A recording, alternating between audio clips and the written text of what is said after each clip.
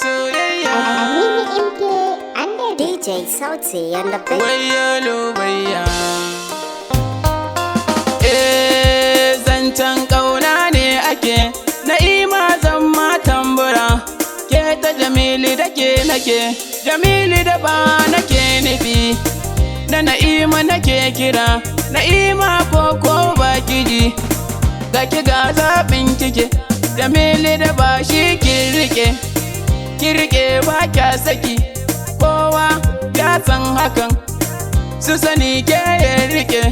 Dole a bar ki da na kike, Jamilu ai bai hantara, kuma shi bai rigima. Jamilu ai bai yaudara, Na'ima ke ce ya rike baya saki. Sam ai baya saki.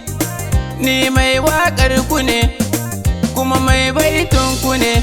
Idina salo ku nake kira, kai ku ba kai ku ba, ku ba kwa faɗa, ba ku rigima. Na'ima ga daba, so ai ba kai ku ba. Juna ku rike, alƙawari ku rike. Ni da al'amarin masoya, kamar ku fa ban gani ba. Ku zauna lafiya, sai ku yi yar tafiya. Makiya sai hattara, auren ku muke jira. Na'ima da daba ni kun mini, kaka kara ka haka. Wayya aka yin haka, ya za a yi ne haka. Ni mai waƙar ku ne, dinuhun ku nake buga tambura. Na'ima ya haka, Mili da ba wayya haka. Kowa ya san haka, ku zamo Laila da Majnun, babu kamar ku a duniya. Ya kamata ku zama haka, ni na so ku san haka.